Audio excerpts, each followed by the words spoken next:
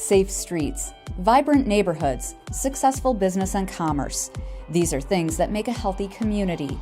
We are a diverse community, rural, suburban, urban, a multitude of languages and ethnicities, ages and experiences. We are a collaborative community. Public-private partnerships make us a model community that others want to follow. It is what makes us unique. It is what makes us strong. The employees of Kent County reflect our diversity and seek to serve our communities. People in this county, in this area, we wrap our arms around each other. We come together to collaborate, to solve problems. We're all working for the good of the whole. And I think that's wonderful. And you can see it. You can see it as you drive around Kent County. Our impact starts the day a baby is born and a birth certificate is issued, to protecting children from deadly diseases through vaccination, to the public safety and justice provided by law enforcement and the courts, to offering veterans services and caring for the elderly. Every day we work to keep our communities robust. I think if you are somebody who's interested in serving your community, in building a strong knowledge base and a good group of people to work with, then the county is one of your best employment opportunities out there. It's been completely rewarding in every way I could possibly explain for 26 years, and I feel like I grow every single day still today. Leading these dedicated employees, our 19-member Board of Commissioners and our County Administrator Controller, along with our elected officials and appointed department directors, placing emphasis on civic involvement, quality housing, vibrant neighborhoods, and strong, solid infrastructure to allow businesses to thrive. Professional, dedicated, collaborative, and innovative. Behind the scenes, collaboration between foundations, charitable organizations, nonprofits, for-profit businesses, public sector demonstrated through the county, the city of Grand Rapids, the townships, all the cities and the villages in our area. If we don't come together, then we will not have the strength that we have today, and I only hope to build upon that. Our aim is to make our communities the best they can be. We are involved in exciting development projects, sustainable recycling programs, and creative progressive prevention programming. We partner with elected officials, impacting policy ideas that become great achievements. We seek opportunities to reach out into the community and offer our services to help our residents make Kent County thrive.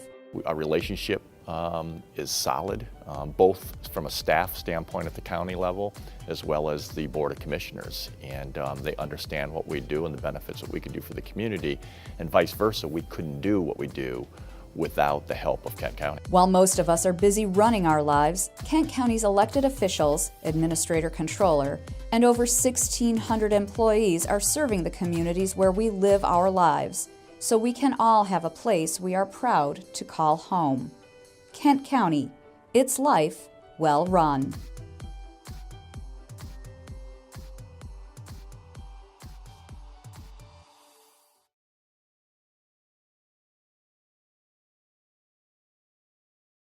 Hey, we better get going.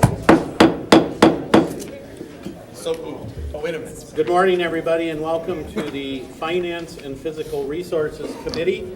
Today's date is Thursday, December 17th, 2015. The time is 8:15, and this will be our last Finance Committee of the 2015 year. We'll begin today with public comment. Is there any public comment?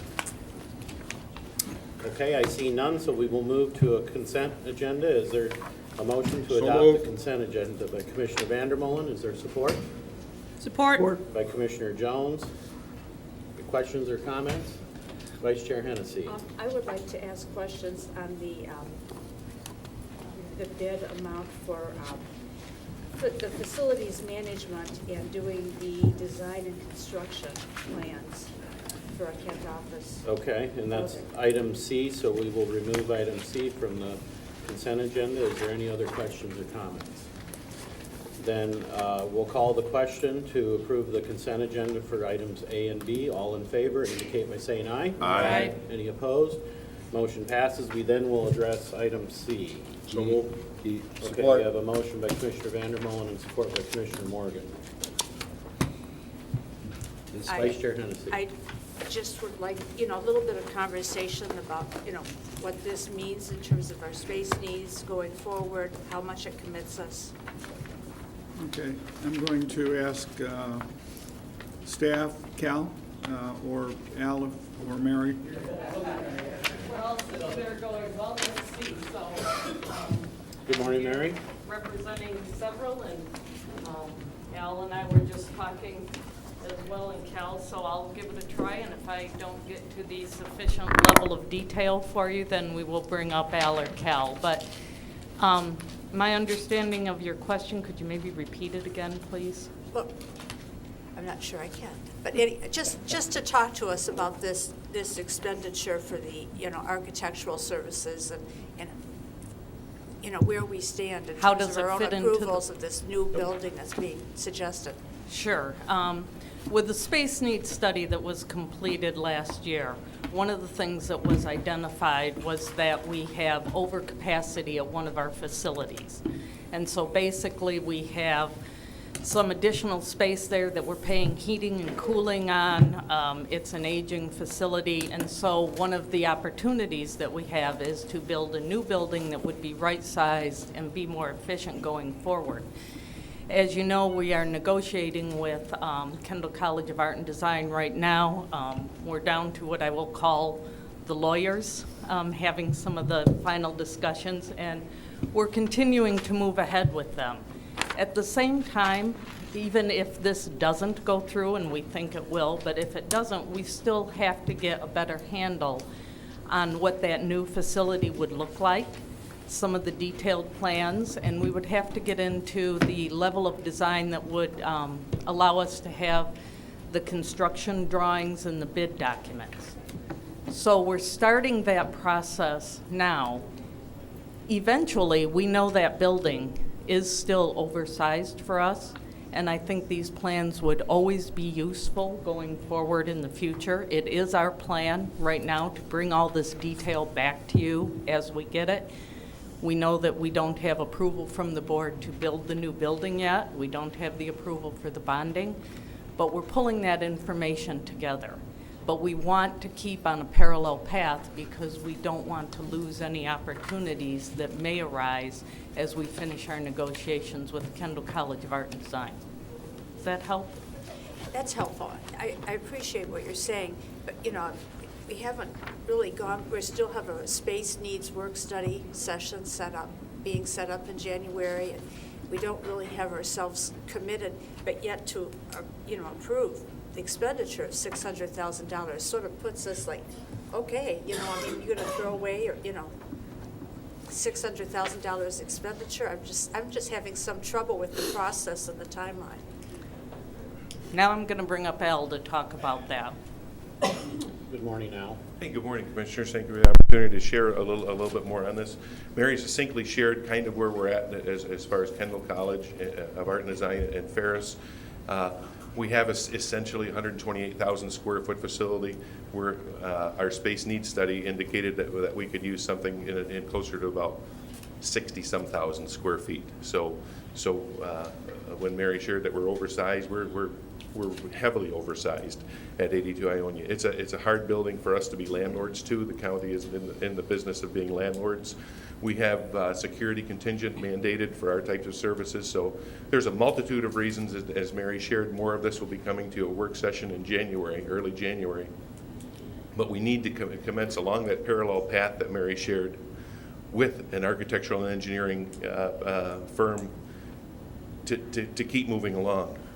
We will incorporate in our contract with, in this case it'll be Tower Pinkster, we will incorporate in our contract some major milestone checkpoints where if we get this far and for some reason everything is like, oh no, something's changed and we're absolutely not going to build this building at this time, we can cut well short of that total dollar amount. And I think there'll be 3 milestones where we could stop along the way. So hopefully that puts you at a little bit more of a comfort level too. Yeah, I think you raise a good point, Vice Chair, but I would note too that we're not, as Al noted, we're not going to be spending all that money. at the with the stages that we're going to go through. The other thing is, I assume ultimately this is a project, whether we approve it now or whether it's somewhere, you know, a little bit down the road, it's probably going to happen. And I'd like so- to think it would still happen. Again, Yeah. we just simply don't have the need for that much downtown office space for county functions, okay? So if we could build something right size, something that would be more efficient for us to operate. Along that same line, remember that parallel path, if Kendall College Art and Design, Ferris, do indeed purchase the building, they want possession of it. If we do nothing and we're not prepared to move along and vacate the building, there's probably substantially less interest in it then. That's why we'd like to move on the parallel path of planning and design for something new, as if a sale is imminent and you all approve a sale and construction of a new in the future, we don't start from zero. We start from moving along. And I think that's very, very important today. Commissioner Bukowski? Yeah, I'll be shockingly surprising that us two minority party members are the ones concerned most about the fiscal implications of this decision, in the sense that how much are we locking ourselves into with this $639,000 expenditure? And I understand the parallel path, I understand all that stuff out there. However, I would like some of our decisions to be a little more linear. I do know there's a lot of concerns about all the budget or the building capital decisions we're going to be making. And again, I personally trust what you've been doing. Thank you. Without a doubt. At the same time, I'm elected to doubt it, you know? And so that idea of unfortunately, should we have had, you know, another meeting earlier to really hash out whatever our concerns are, so it doesn't have to be as parallel, you know, that we're saying yes to 639,000 and we haven't really even approved it, barely approved it in concept. I don't know, you know, I don't know what we've actually approved. Even though it's extremely highly likely we're going to do it, we should be a little more linear. And I'm saying us. I think our commitment is broad brushly speaking, about a third, as far as how that commitment goes. So it's 600 and some. So about a third of the way down. We could stop there. And as Mary shared, and I shared with you also, that programming that we do will be necessary going forward anyway, because it. Oh yeah, absolutely. As I look at it, 128,000 square feet to 60-some thousand square feet. That's the responsible thing to do. Commissioner Mance? Well, I was going to suggest that we probably postpone this action until after our work session, which is the first meeting in January. We lose it. If you do that, we lose some very valuable time, and I hope you will reconsider that thought, because again, if you also want to liquidate 82 Ionia and sell it to Kendall College of Art and Design and Ferris, they have an aggressive occupancy schedule, of which, without moving along rapidly, again, there's no disrespect meant to the commissioners at all as far as moving aggressively, but we're at the, I'm not saying we're at the mercy of a third party, but we have to have fair consideration of the third party, some potential purchasers of the 82 Ionia facility. So I would really ask that you'd reconsider that thought, so we can at least keep moving. The weeks ahead are valuable. I guess the other question I have is, you've listed 2, 4, 6, 7 that you evidently requested proposals from, but you don't show the proposal totals. How did you come up with a total of 639,600 for Power Paster? You don't have the totals listed for the other. That was what their that's what their RFP submission was for. Okay. They were the lowest also. Okay. They're very, very good. We're very fortunate to have them at that price too. All of them that you have listed here are good. Right. Commissioner Morgan?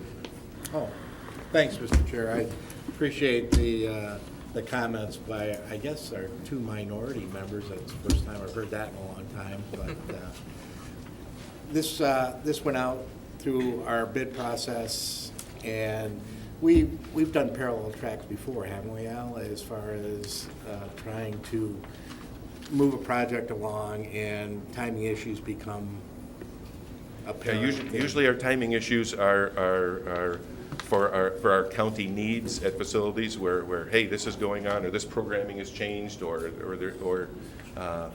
the condition of the facility dictates that we move along, or we're trying to work with within the parameters of a construction season. To my knowledge, this is the first time that we work with the added challenge of working with possibly selling a building so someone else can have occupancy to it too. So there's a lot of moving parts to this. There's a lot of moving parts, and thank you for sharing that. The other moving part is starting now really gives us an opportunity to take advantage of the construction season. You can build year-round. It's just a matter of how much it costs. The tentative schedule that we put together is quite favorable with taking advantage of a very good construction season too. And this went through our normal bid process. We went out It was for vetted, RFQs for architectural engineering services, then they came back with their RFPs all through purchasing, and yes. and these costs seem to be in line with the scope of the project. That's what I need to know. They're very much in line. Actually, they're on the favorable to us side. For the first time in years with the construction industry, we were very pleased to see that. Commissioner Coleman.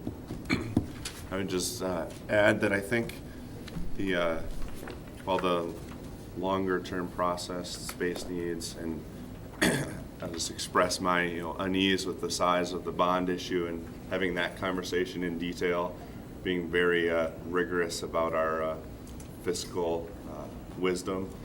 But this I look at as more, we've already concluded we want to vacate and leave 82 Ionia, and this is from that decision. It's a follow-on to that, as opposed to going too quickly into the subsequent discussions. So I'm in support of this. Thank you, Commissioner. And again, you raise a good point. This is a small step of all the many steps that you will need to at least consider in the weeks and months to come, the near weeks and months to come. Okay. Be a busy winter. Any other questions or comments? I would just note too that I totally understand the concern about getting ahead of the board approvals. That is not falling on deaf ears. But I also believe that what we're spending money on is not wasted money. Whether or not we approve some of those issues coming up, I think this is something that has to be done down the road. Like I said, whether it's now or another year down the road, we're going to be doing this. So I don't view this as wasted money, even if we, for some reason, don't approve one of those future actions. So with that, let's call the question. All in favor indicate by saying aye. Aye. Any opposed? Motion passes. We move then to item agenda number 3, which is miscellaneous. Is there any Commissioner miscellaneous this morning? I see none. So we will adjourn until January 5th, 2016 at 9 a.m., immediately following the Board of Commission meeting.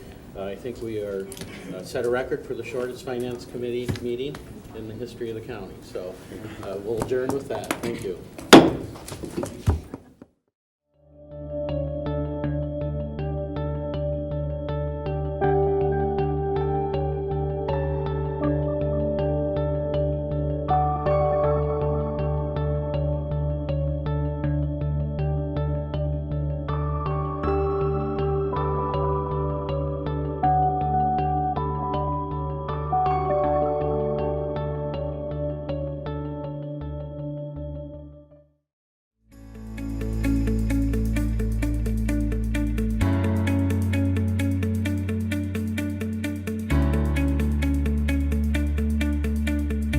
I am Kent County.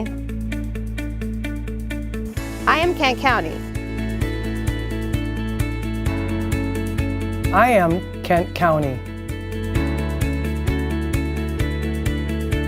We are Kent County. We are Kent County. We are Kent County. We are Kent County. We are Kent County.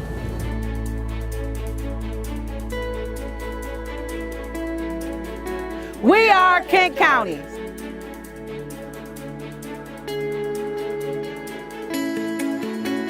We are Kent County.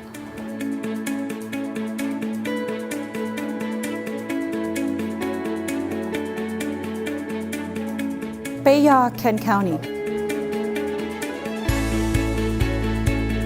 Ami, Kent County. Somos Kent County. Mas ira Kent County.